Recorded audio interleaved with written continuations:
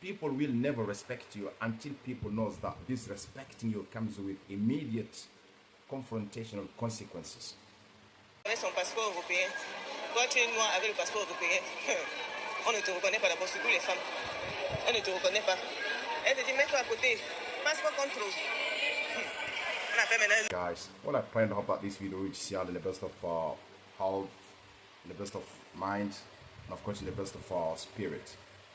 Man, I wanted to report to you guys the story of this black African sister. From her accent, I can't say maybe she's a Cameroonian. This sister traveled to Turkey, precisely to the Turkish town of Antalya. Antalya is a Turkish city or town, whatever you want to call it.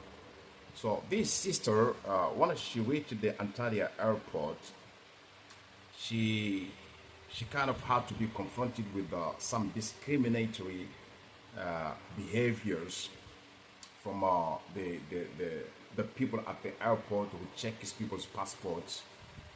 And the sister believed that their behavior towards her holding a European passport was because of the color of her skin, on which I agree with her, because they let go all the white people, all the people who are not like a black or African, they let them go. They only focus their 100% attention on the sister who held a European passport. I don't know what European country's passport she's holding. She did not mention. And she speaks in French language, like I was saying. In her accent, I can see she could be Cameroonian. She said the people at the Antalya airport, or the passport controllers, they have a particular name, but I don't remember it in English. The passport controllers at the Antalya airport focus their 100% attention on her with their discriminatory behavior towards her. They took her passport, they put her aside, they started checking her eyes, looking at her lips, checking her face, and then looking at the passport to make sure that it is not an African who is trying to sneak her way into Turkey holding a European passport, a fake European passport. That's what they suspected her of doing, having a fake European passport, trying to find her way into Turkey or to Europe. So they kind of annoyed the hell out of the sister. You understand? The sister screamed it is a racism. The sister said it is a racism and discrimination, which I believe. Here is the video the sister made on her TikTok channel. I will let you listen to the video, and then as soon as you finish listening to the video, I will share my thoughts on the situation of this particular sister, or on the particular situation of this sister, and then I will also tell the Africans what I believe Africans should be doing, or the measures Africans should be taking in order for you to be respected like every other human being everywhere around the world. Now, here is the video. Maman, le pays des Arabes, il faut avoir le cœur. Tout le monde passe avec son passeport européen. Toi, tu es noir avec le passeport européen. On ne te reconnaît pas d'abord, surtout les femmes. Elle ne te reconnaît pas. Elle te dit, mets-toi à côté. Passeport contrôle. On appelle maintenant un nouvel agent. Il vient, il te met de côté. Il dit que fais ton visage comme ça. Fais ton visage. Il me dit, fais mon menton comme ça. Je fais comme ça. Il dit non, fais comme ça. Fais-le alors le mauvais mouvement. Ou ne fais pas bien ce qu'il dit que place ta face. Il regarde ta photo. Il regarde ton visage. Il regarde. Il compare les yeux, il compare la bouche, il compare les nez. La photo là que j'avais faite pour le passeport là, ça date de 2015. Si tu ne ressembles pas à ta photo, si tu as fait la chirurgie de je sais pas quoi, tu vas voyager. Pardon, les choses qu'on dit sur internet là, c'est vrai. Si c'était à Istanbul, je ne voyageais pas. Si c'était à Istanbul, je ne voyageais pas. Non, vraiment, la honte. Tout le monde est en train de passer, de regarder. Elle a le faux passeport. Maman, je suis dépassée. Ah, maman, je suis dépassée. Ah.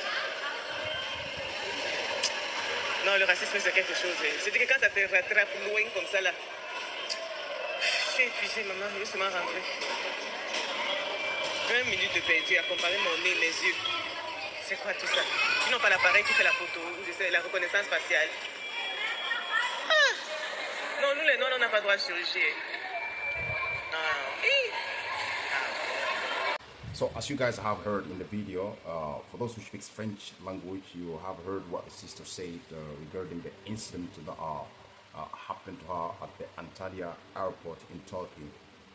For those of you who don't speak French language, what the sister was saying in her video was that once she reached the Antalya airport, what happened is that the agents at the airport were in charge of controlling people's passports.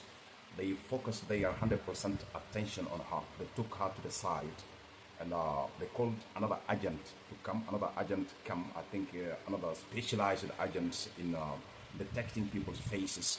That agent came and that agent started controlling her, telling her to do her face like this, do that, comparing her nose to the nose in the photo of the passport, her mouth to the mouth in the photo of the passport, her eyes, all over her body, you understand, compared to the person in the passport. You understand? To try to make sure that this African lady isn't holding a fake European passport. You understand? She said if it was in Antalya, if it was she said if it was in Istanbul, maybe she wouldn't have traveled. You understand? She said because the picture on her passport was taken back in 2015, like some 10 years ago. You understand? When this happens, sometimes your face can go through changes. You understand? Or you can maybe have some kind of face changes, implants. You can go and through surgery to have some facial changes. You understand? She ended up saying then racism is something really crazy. You see, to my fellow Africans, respect isn't something that you beg for. I always see you guys complain about racism.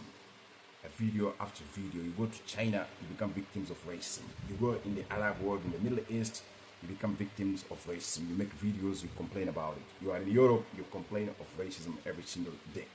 Anywhere that you go in the world, it seems that nobody respects you, nobody values you, nobody have any kind of esteem for you. Everybody wants to disrespect you to feel good in themselves. Everybody wants to belittle you to feel good in themselves. Everybody wants to insult you to feel good in themselves. Look, begging for respect will never get you respected. People don't respect someone who begs for respect. When you beg for respect or you complain every now and then about being disrespected, about being victim, people see that you are a weak human being who cannot defend himself. When you are weak and cannot defend himself, nobody will respect you. People will walk all over your damn self, which is the case of us Africans. If you want to respect, you have to impose respect. Respect is something that's commended. It is not demanded. You don't ask for respect. You force people to respect you. You force people to respect you by refusing to be disrespected. By refusing to be disrespected. All you need to do is to refuse to be disrespected, and people will learn to respect you. People will never respect you until people knows that disrespecting you comes with immediate confrontational consequences.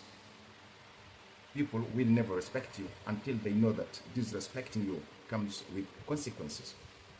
You have to learn to defend yourself against people disrespect and stop complaining. You go to Turkey, people disrespect you in Turkey. There's Turkish people all over Africa. You disrespect them. You do to them what they do to you. But one of the worst things the enemies of our respect, our dignity, and our advancement have successfully done to us is that to keep us under the leadership of people who are equal to animals, people who can't think, who don't have any kind of pride in being African or in being black, people who don't have any kind of sense. That's one of the things the enemies have done.